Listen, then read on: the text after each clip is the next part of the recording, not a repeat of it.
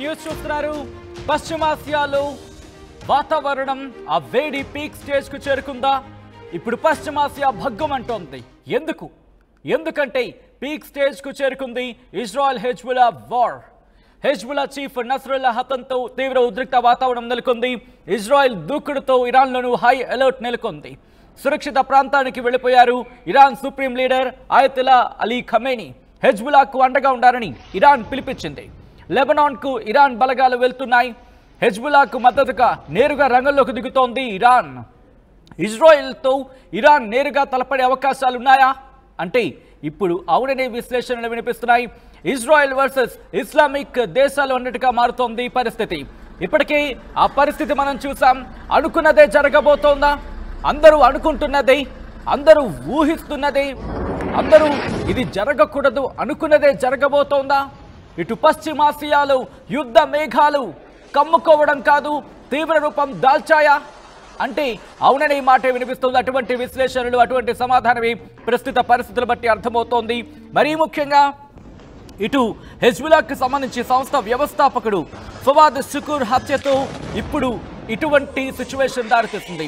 ఫవాద్ షుకూర్ హతమైన తర్వాత దీనికి సంబంధించి ఇటు హెజ్బుల్లా కూడా ఇజ్రాయెల్ మీద దాడులు వేగవంతం చేసింది. ఆ తర్వాత ఇస్మాయిల్ హనీ హమాస్ కీలక నేతలు అంతమొందించింది ఇటు ఇజ్రాయెల్. ఆ తర్వాత పరిస్థితులు మీరు చూశారు. ఆ తర్వాత ఎప్పుడైతే ఫవాద్ షుకూర్ హతమయ్యారో ఆ తర్వాత హెజ్బుల్లా నేతగా నస్రల్లా నియమితులయ్యారు. కొద్ది గంటల క్రితం హెజ్బుల్లా నేత నస్రల్లా కూడా ఆయన హతమవడం జరిగింది. అదిగో విజువల్ మీరు చూస్తున్నారు.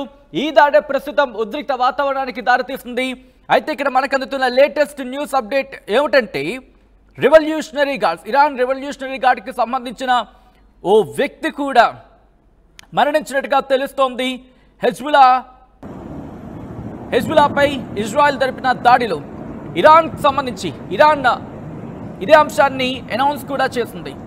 ఒక ప్రామినెంట్ జనరల్ తమ పారామిలిటరీ రెవల్యూషనరీ గార్డ్స్ సంబంధించి యుఎస్ ఆంక్షలు విధించిన రెవల్యూషనరీ గార్డ్స్, పారామిలిటరీ రెవల్యూషనరీ గార్డ్కి సంబంధించిన ఒక ప్రముఖ జనరల్ వైమానిక దాడిలో మృతి చెందాడు అంటూ కూడా చెప్పుకొచ్చింది. హెజ్బుల్లా లీడర్ ఎవరైతే మృతి చెందాడో అదే దాడిలో, వైమానిక దాడిలో ఇక్కడెక్కడా కూడా నస్రుల్లా పేరుని ఎత్తలేదు, నస్రుల్లాకి సంబంధించి మాటను చెప్పలేదు. కానీ హెజ్బుల్లా లీడర్, హెజ్బుల్లా నేతను హతమార్చిన వైమానిక దాడిలో తమ రెవల్యూషనరీ గార్డ్కి సంబంధించిన వ్యక్తి కూడా, ఒక ప్రముఖమైన వ్యక్తి కూడా ఉన్నాడు అంటూ కూడా చెప్పుకొచ్చింది. అబ్బాస్ నిల్ఫరూషన్, 58 ఏళ్ల అబ్బాస్ నిల్ఫరూషన్ హతమైనట్టుగా చెప్పుకొచ్చింది లెబనాన్లో. ఈ నేపథ్యంలో ఇరాన్ కూడా ఇప్పుడు ముందుకు వెళ్ళబోతోందా? ఇరాన్ ఇక్కడ లెబనాన్లో హెజ్బుల్లాకు మద్దతుగా వెళ్ళబోతోందా? ఇక నేరుగా రంగంలోకి దిగ మాత్రమే మిగిలుందా? యుద్ధం యుద్ధం యుద్ధం ప్రస్తుతం పశ్చిమాసియాలో ఎక్కడ చూస్తే ఇటువంటి వాతావరణమే. ఓ పక్క హమాస్, మరోపక్క లెబనాన్లో హెజ్బుల్లా, మరోపక్క హౌతీ రెబల్స్.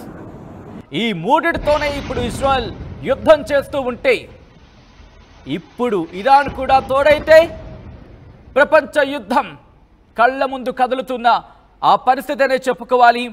ఎందుకంటే ఇరాన్ ఇప్పుడు నేరుగా రంగంలోకి దిగే అవకాశాలు ఉన్నాయా అంటే కనుక క్లియర్ కట్గా మనకు అనిపిస్తోంది.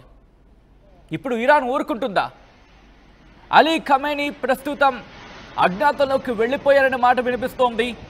ఇటు అజ్ఞాతంలోకి ఆయన వెళ్ళిపోయారంటే ఏమైనా వ్యూహాన్ని రచించబోతున్నారా? ఇరాన్కి సంబంధించి ఎటువంటి డెసిషన్తో ముందుకు రాబోతోంది? ఇరాన్కి సంబంధించి కీలకమనే చెప్పుకోవాలి. ఇరాన్ ఇప్పుడు ఏం చేయబోతోంది? ఇరాన్కి సంబంధించి ఇప్పుడు ప్రతి అడుగు కూడా చాలా కీలకంగా మారింది. ఇరాన్ అధ్యక్షుడు ఇబ్రహీం రైజీ, ఇక్కడ ఈ అంశం కూడా ఇప్పుడు చర్చకు వస్తోంది.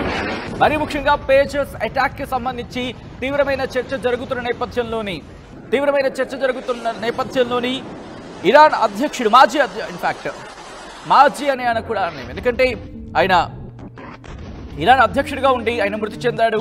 ఇబ్రహీం రైసీ ఈ నేపథ్యంలో ప్రస్తుతం ఇక్కడ కూడా అనుమానాలు వ్యక్తమవుతున్నాయి.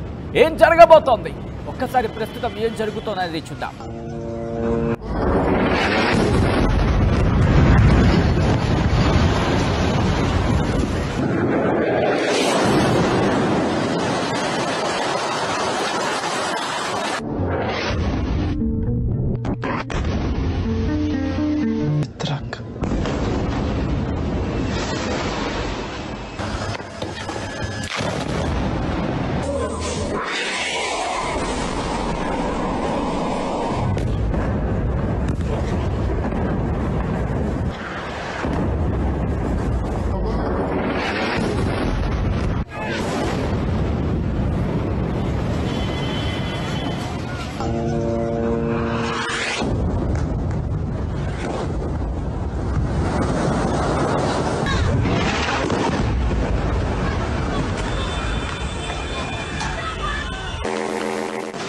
ఆ విజువల్స్ మీరు చూస్తున్నారు.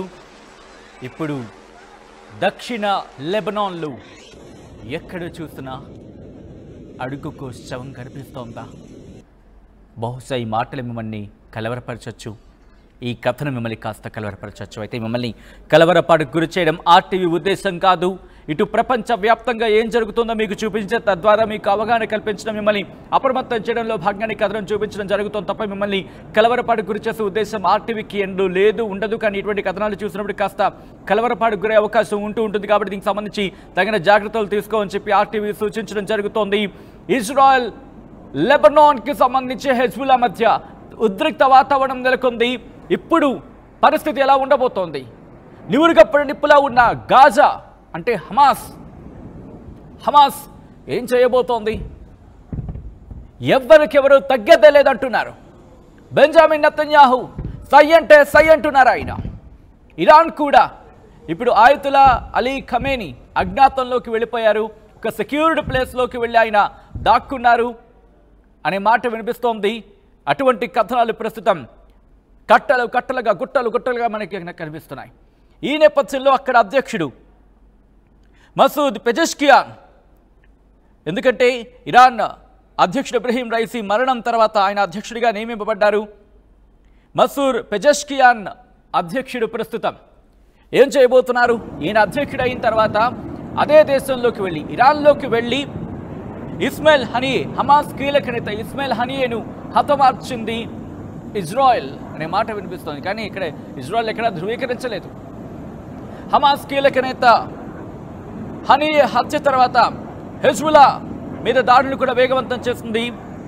అక్కడ తర్వాత పరిస్థితులు మీరు చూశారు. ప్రస్తుతం హెజ్బుల్లా నేత నస్రుల్లా కూడా హతమయ్యాడు. ఆ విజువల్ మీకు చూపించే ప్రయత్నం చేస్తుంది ఆర్టీవీ. హెజ్బుల్లా ప్రస్తుత కీలక నేత నస్రుల్లా, ఆయన కుమార్తె, వీళ్ళిద్దరూ కూడా ఈరోజు దాడుల్లో హతమయ్యారు. అదిగో ఆ బిల్డింగే, అక్కడే నస్రుల్లా హతమైంది. అక్కడ జరిగిన వైమానిక దాడిలోనే. ఇక్కడ ఇరాన్ ఏమంటోందంటే కనుక తమకు సంబంధించిన రెవల్యూషనరీ గార్డ్ అమెరికా ఆంక్షలు విధించిన పారామిలిటరీ రెవల్యూషనరీ గార్డ్కి సంబంధించిన ఒక వ్యక్తి, ఒక ప్రముఖ జనరల్ వైమానిక దాడుల్లో హతమయ్యాడంటోంది. లెబనాన్లో జరిగిన దాడులకు సంబంధించి ఒక్కసారి అక్కడ పరిస్థితులు, నస్రుల్లా, హెజ్బుల్లా కీలక నేత నస్రుల్లా, ఆయన కుమార్తె, వీళ్ళిద్దరూ కూడా ఈరోజు వైమానిక దాడుల్లో హతమైనట్టుగా ఇప్పుడు ప్రపంచ వార్తా కథనాలన్నీ కూడా మనకు కనిపిస్తున్నాయి. ఇటు లెఫ్ట్ సైడ్ బాక్స్లో మీరు చూస్తున్నారు హెజ్బుల్లా కావచ్చు, లేకపోతే హమాస్ కావచ్చు, హౌతీ రెబల్స్, వీళ్ళు ప్రయోగిస్తున్న రాకెట్ల దాడిని సమర్థవంతంగా గాల్లోనే పేల్చేస్తోంది ఇజ్రాయెల్కు చెందిన ఐరన్ డోమ్ వ్యవస్థ. ప్రస్తుతం దాన్నే బలంగా నమ్ముకుంది ఇజ్రాయెల్. ఆ విజువల్స్ మీరు చూస్తున్నారు. లేటెస్ట్ అప్డేట్స్ అందుతున్నాయి. మరీ ముఖ్యంగా ఎర్దగాన్ కూడా రియాక్ట్ అయ్యారు. టర్కీకి సంబంధించి టర్కీ అధ్యక్షుడు ఎర్దగాన్ కూడా రియాక్ట్ అయ్యారు. ఆయన ఇదే అంశానికి సంబంధించి ఓ మై గాడ్ చాలా పెద్ద మాట మాట్లాడారు. ఆయన ఏమన్నారంటే కనుక సామూహిక హత్యాకాండకు పాల్పడుతోంది, ఒక్కసారిగా అందరినీ చంపే ప్రయత్నానికి సంబంధించి, అంటే సామూహిక హత్యాకాండ అంటూ ఉంటారు కదా, బహుశా ఈ మాట మిమ్మల్ని కలవరపరచచ్చు. లెబనాన్లో ఇది జరుగుతోంది అంటూ కూడా టర్కిష్ అధ్యక్షుడు కూడా చెప్పడం ప్రస్తుతం సంచలనంగా మారింది. లెబనాన్తో పాటు లెబనీస్ వీళ్ళ మీద దాడులు చేస్తోంది, వాళ్ళ మీద దాడులకు ఉపక్రమిస్తోంది, వారిని అక్కడికి ఆక్రమించే ప్రయత్నం చేస్తుంది, అక్కడ ఇబ్బందికర వాతావరణం క్రియేట్ చేస్తోంది అంటూ కూడా కొన్ని దేశాలు ఇప్పటికీ ఇజ్రాయెల్ని దుమ్మెత్తిపోస్తున్న పరిస్థితి. ఒకరు కాదు, రెండు కాదు. ఇప్పుడు ఏం చేయబోతోంది ఇజ్రాయెల్ అని ఒక ప్రశ్న ఉత్పన్నమవుతోంది. ఇప్పుడు డిప్లొమాటిక్ టాక్స్ జరుగుతాయా? అమెరికా, ఫ్రాన్స్, ఈజిప్ట్ మళ్ళీ రంగంలోకి దిగుతాయా? ఖతర్ మళ్ళీ అడుగు పెడుతుందా? ఇజ్రాయెల్తో మాట్లాడే ప్రయత్నం చేస్తుందా? ఎందుకంటే గతంలో చూసాం ప్రయత్నాలు హమాస్కి అలాగే ఇజ్రాయెల్కి మధ్య చర్చలకు సంబంధించి ద్వైపాక్షిక చర్చలు జరిపి శాంతి చర్చలకు ప్రయత్నిస్తున్న నేపథ్యంలో ఎక్కడా కూడా సఫలం కాలేదు, కొలిక్కి కూడా రాలేదు. ఇటువంటి నేపథ్యంలో ఇప్పుడు ప్రపంచ పరిస్థితులు మారే అవకాశం కనిపిస్తున్నాయి. మరి ముఖ్యంగా ఇరాన్ ఇజ్రాయెల్కి సంబంధించి పరిస్థితులు కనుక సర్దుమణగకపోతే ఇటు ప్రపంచ వ్యాప్తంగా ఒక పెను వినాశనం ఎదుర్కోవాల్సిన దుస్థితి ఎదురవ్వక తప్పదనే మాట వినిపిస్తోంది. ఎందుకంటే కనుక ఇవి ఇక్కడ మనం మాట్లాడుకుంటోంది టెక్నాలజికల్ ఎరా. మనం చూసాం పేజర్స్ అటాక్ అంటూ. ఇది పేజర్స్ అటాక్కి సంబంధించి హెజ్బుల్లా ఏం చెబుతోంది? ఇజ్రాయెల్ చేస్తుందంటోంది, ఇజ్రాయెల్ ఈ దాడుల వెనకాల ఉన్నదంటోంది. ఒకవేళ అటువంటి సిచ్యువేషన్ ఓ పక్క ఏర్పడుతూ మరో పక్క ఇటువంటి దాడులు జరిగితాయి, అసలు ఈ భూమండలం మీద ఏం పరిస్థితులు ఉంటాయి? ఎటువంటి పరిస్థితులు ఏర్పడతాయి? ఎటువంటి దారుణాలు జరగచ్చు? ఎటువంటి ఆ పరిస్థితులు? హిరోషిమా నాగసాకి పరిస్థితి చాలా మందికి గుర్తుంటుంది. అక్కడ ఎటువంటి దుర్భర పరిస్థితులు ఉన్నాయనేది.